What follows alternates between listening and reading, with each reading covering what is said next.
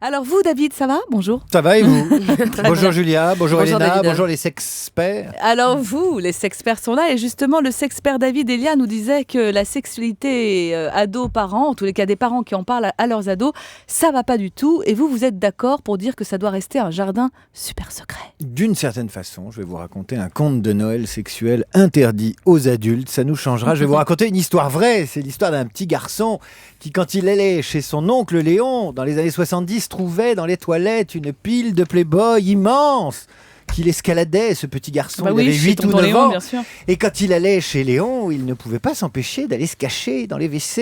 Et je me rappelle aussi que ce petit garçon sortait de temps en temps un Playboy de sa pile délicatement et il allait le déplier, le poster central de la Playmate du mois caché derrière le canapé du salon. Je m'en souviens très bien de ce gamin. Je me rappelle aussi qu'à la télévision à l'époque, on était 77-76, le petit garçon était très intrigué par les publicités cœur croisé de Playtex, mais aussi par une pub pour les frites végétalines. C'était à la fin des années 70 et dans la pub pour les frites végétalines, les frites étaient toutes nues avec de jolies gambettes qu'elles allongeaient comme ça et elles plongeaient dans une piscine pleine d'huile et le gamin se demandait toujours mais elles sont bizarres ces frites végétalines, elles ressemblent à des filles mais on voit pas leur zizi. On voyait pas le zizi des frites végétalines. Elles avaient un nombril, elles avaient des yeux, des Mais petits pas de pieds zizi. mais on voyait pas le zizi. Et Mais c'est les premiers émois déjà. eh ouais. Et puis le petit garçon a grandi, C'est vrai. il a mué, et un jour il devait avoir 13 ans, il était ado, hein, il a acheté lui-même son Playboy dans un kiosque à journaux, il n'était pas fier, il était rouge, et puis la suite vous la connaissez, carte de France, etc., etc. Pourquoi je vous raconte ça? Pourquoi je viole l'intimité de ce petit garçon? Parce qu'en fait, très tôt à l'école, le petit garçon a eu des cours pour apprendre ce que c'était qu'une zigounette ou une foufoune. Très tôt, on lui a expliqué à quoi ça servait, mais le petit garçon le savait déjà. N'oubliez pas Cocteau, ce qu'il disait. Cocteau disait l'enfance n'a qu'une idée en tête, sortir de l'enfance. Non, ce qui intéressait le petit garçon, puis l'adolescent, c'était de savoir ce qu'il ne savait pas. C'était d'imaginer ce qui allait se passer le jour où ça arriverait. David, Oui. c'est quoi le ça? Qu'est-ce qui vous est arrivé, mon petit bonhomme? Eh bien, le petit homme, il savait pas ce que c'était le ça, ma chère Elena.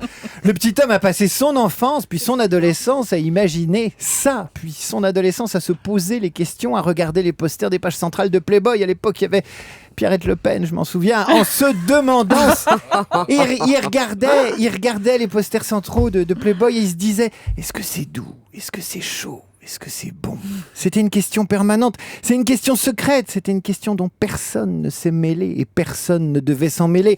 Et je crois que cette question s'appelle un jardin secret. Ouais. C'est ce jardin secret qui est aujourd'hui menacé. Il est menacé par Internet, mais il est aussi menacé par les conversations des adultes qui ont peur de tout, qui veulent tout expliquer, qui veulent tout analyser au nom du risque zéro et du principe de précaution. Eh bien moi, je leur donne un conseil aux adultes. Respectez les jardins secrets. N'allez pas trop fouiner, piétiner les pelouses et les fleurs de l'enfance.